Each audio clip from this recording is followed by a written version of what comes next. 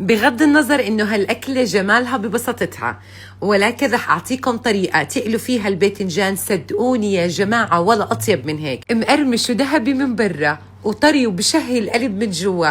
وبوعدكم اطعميكم شويه باذنجان اول مره تجربوه انتوا، بس اسمعوا لي هالصوت. صفي لي كل وصفات اللي جربتيها للباذنجان على جنب، وجربوا هالطريقة وادعوا لي. أحبائي كالعادة خلينا ننزل على التعليقات، نصلي على الرسول، اكسب أجر أنا وأنتو. بتمنى فضلا ليس أمرا تضغطوا لايك هلا وأنتوا عم تحضروا بالفيديو، بكون كتير ممنونة لإلكم. بشرفني أعرف من أي بلد بتتابعوني، كتير بحب شوف تعليقاتكم الحلوة وأتعرف عليكم من أي بلد. ولو حبيتوا تحتفظوا بالوصفة خدوها حالا مشاركة على صفحاتكم، ونقول بسم الله ونبدأ. الكمية اللي رح أعطيك إياها تكفي ل3 حبات من الباذنجان كبار. قطع الباذنجان بالطريقة اللي بتحبوها وبتفضلوها، ولكن أنا لا بفضله كتير سميك ولا كتير رفيع. حطيته بالطبق وبغمره بالمي مع إضافة معلقة كبيرة مليانة من الملح، وبنقعه شي 10 دقايق ربع ساعة وبشيله على جنب. عندي هون كوب واحد من الطحين، بضيف له التوابل اللي أنا بحبها، بودرة بصل، بودرة ثوم، ملح وفلفل أسود وبابريكا. بعد هيك رح أضيف عليهم كوب واحد من المي، وبنزل بالكوب بالتدريج.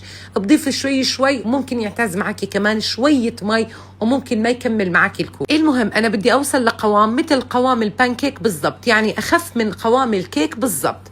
بدمج مكوناتي مع بعض كيف ما عم بتشوفوا معي. واخر مرحله عندي القلي فقط، بنضيف معلقه صغيره مليانه من البيكنج باودر. يعني هاي الخلطه لو حبيتي انك تعمليها وتركنيها على جنب، البيكنج باودر بتضيفيه فقط وقت القلي. شوفوا الباذنجان بسم الله ما شاء الله كتير حلوه هالطريقه. لما تنقعيه بالمي والملح، اولا لو فيه مرار بينزل كلياته بالمي، ولو اسود معك بيرجع بيفتح بهذا الشكل اللي واضح قدامكم. وانتبهتوا ببدايه الفيديو انا لاني قطعته وركنته اخذ شويه سواد تمام، ولكن شوفوا رجع ابيض ابيض. عن جد هالطريقه غير شكل، وكمان بهالطريقه ما بيشرب معك ولا نقطه زيت. عندي هون زيت غزير نفس الكميه اللي بنقلي فيها الباذنجان بالعاده تمام. حراره الغاز بتكون عندي على المتوسط، مش على ادنى درجه حراره ولا على اعلى درجه حراره، لياخد معك لون اشقر جميل. كل شيء عملته وما بدها اي غلبه. بنزل حبات الباذنجان على الجهتين، بتاكد انه الجهتين تغلفوا عندي تماما بالخلطه اللي ضفناها. بعد هيك برفعها وبنزل منه الكميه الزياده، وبنزلها على الزيت. بيكون عندي قدح تمام، بحمره على الوجهين، وما بياخد معك وقت بالقلي، يا دوبك 5 دقائق بيكون تحمر معك بهذا الشكل.